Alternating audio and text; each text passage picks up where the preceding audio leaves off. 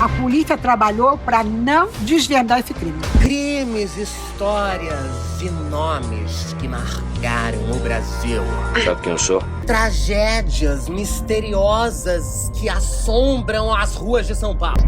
O corpo da atriz de 22 anos foi encontrado na zona oeste do Rio. Se você cresceu assistindo Linha Direta, com certeza você hoje em dia é perturbada das ideias e adora um bom true crime. Mas hoje vamos lembrar as maiores histórias de horror brasileiras que poderiam virar uma série. Se tem uma coisa que o Brasil entrega, meu amor, é história do que você quiser. Terror, true crime, drama, comédia. E outra coisa que a gente tem que assumir também é que mesmo que American Horror Story tenha dado uma caidinha, ainda é uma das séries mais interessantes, relevantes, queer, camps e uma das favoritas da drag cineasta que vos fala. Então hoje eu, Lê Pastiche, a drag cineasta, vou trazer aqui 7 temas de possíveis temporadas para uma versão brasileira de American Horror Story. Gente, Brazilian Horror Story ia ser um sucesso, porque a gente tem cada história bizarra. E eu tenho percebido cada vez mais que o True Crime tá ganhando mais público, principalmente com produções originais nacionais.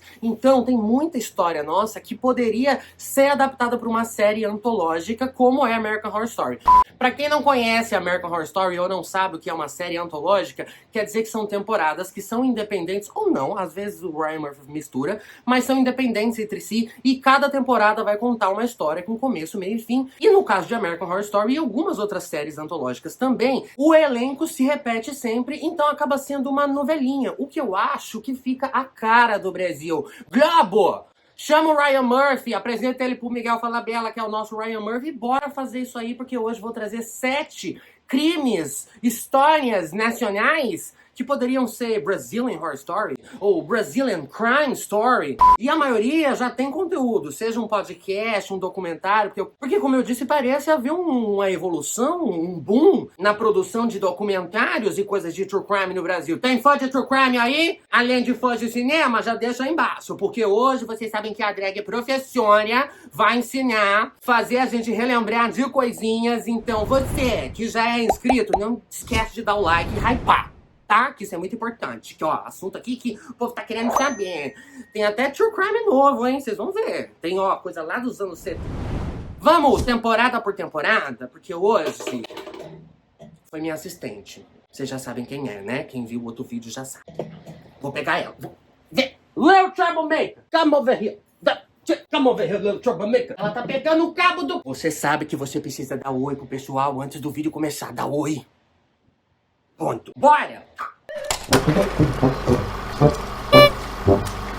Bom, como a primeira temporada do American Horror Story é sobre uma casa, uma amaldiçoada, eu pensei em falar sobre a maior propriedade amaldiçoada do Brasil, que é o Edifício Joelma, que foi um acidente trágico que marcou a história do Brasil nos anos 70, em 1974, quando esse prédio comercial pegou fogo com o povo lá. E era um daqueles acidentes que já eram esperadíssimos. Era a típica coisa que ia dar merda, porque até hoje dizem lá que tem almas que choram e estão queimando e gritando, e realmente ficou uma coisa meio amaldiçoada. O prédio foi inaugurado em 71 e pegou fogo em 74, então assim, claramente foi uma negligência. Mas apesar da tragédia, o edifício continua lá na Avenida 9 de Julho, em São Paulo. Se você quiser lá ver, e assim, continua funcionando como um espaço comercial, mas muita gente diz que é mal assombrado, e a quantidade de conteúdo sobre o Edifício Joelma que tem no YouTube, joga pra vocês verem. A segunda temporada, que é no asilo, passa lá antigamente também. Então pensei em pegar uma coisa que todo mundo, seja de qualquer geração, conhece, que é o Bandido da Luz Vermelha, que se tornou um dos criminosos mais notórios do Brasil. Gente, tem linha direta dele, tem documentário dele, tem até filme dele. E o filme dele é de 1968, com Paulo Vilaça, Sônia Braga. Assim, esse cara aqui, ele é um dos casos mais bizarros também. Ele tem mais de 100 violências sexuais, mas ele tem aparentemente só 4 assassinatos e 77 assaltos. Mas ele foi um cara que aterrorizou o Brasil, acho que nos anos 50, 60, e foi uma história que se levou por muitos... gente, bota o Linha Direta que vocês vão lembrar. O Bandido da Luz Vermelha. E ele usava uma lanterna vermelha. Daí veio o apelido do Bandido da Luz Vermelha. Era muito perigoso. Um personagem muito complexo, né? Mas que certamente hoje faz parte do imaginário brasileiro. Já a terceira temporada de American Horror Story é a das bruxas. E daí, automaticamente, me lembrou Bruxas de Guaratuba. Você não pode nem pesquisar no Google agora que você já leva fecho. Que agora é Caso Evandro. Que foi um podcast que se tornou tão famoso de um sumiço de uma criança que acabou virando uma série no Globoplay que é, sem dúvida, uma das séries de true crime mais pesadas que eu já vi. Porque tem as pessoas que foram acusadas na época de terem sumido com a criança, que são as supostas bruxas de Guaratuba, que não são bruxa nada. Vocês vão ver que o problema aqui é político, social e envolve um medo que se instalou na sociedade brasileira no início dos anos 90, que crianças eram sequestradas, sumiam e eram encontradas em estados, assim, assustadores. Caso Evandro é daqui o mais pesado. E eu diria que se você não tem estômago, não assista o documentário.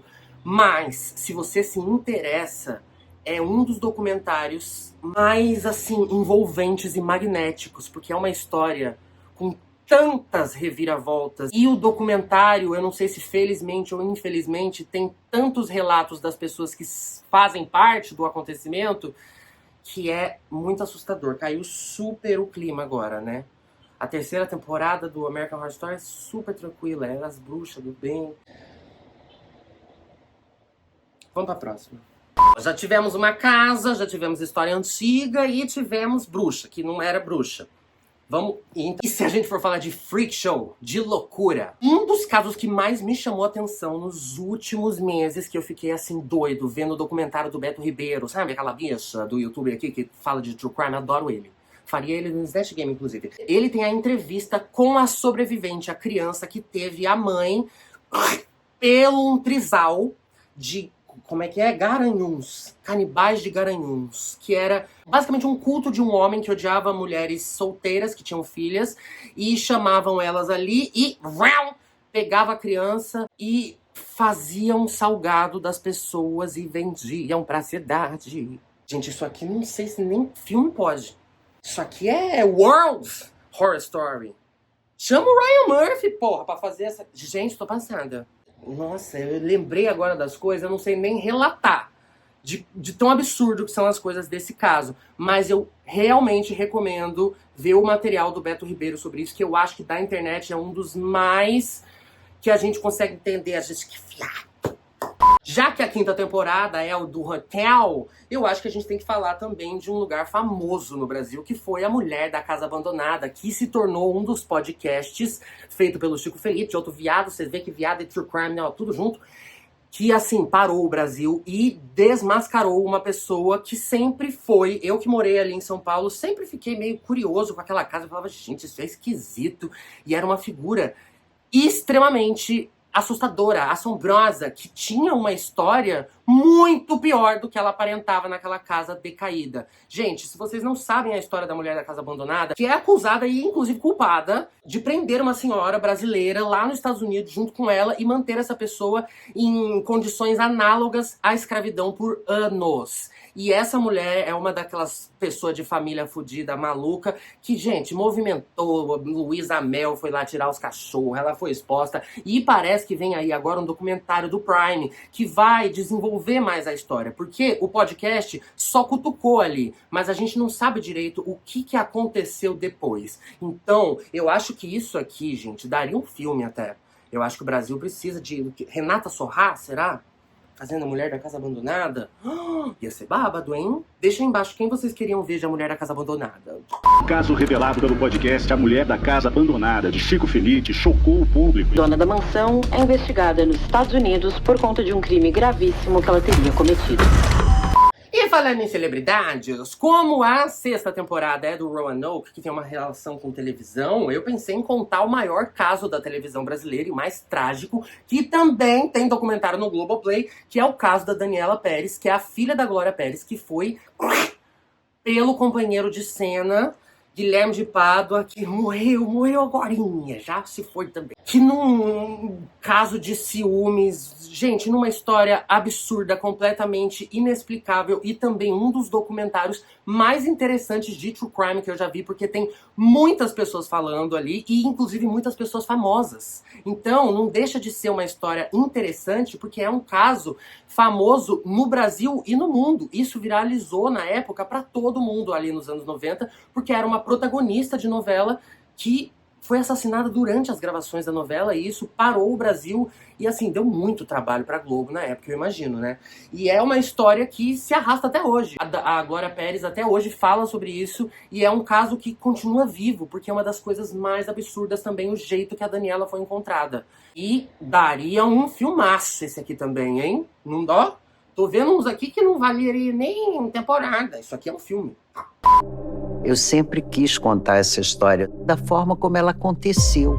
E pra fechar, um que eu fiquei sabendo recente, que, gente, eu não sei se eu quero nem explicar, porque não dá.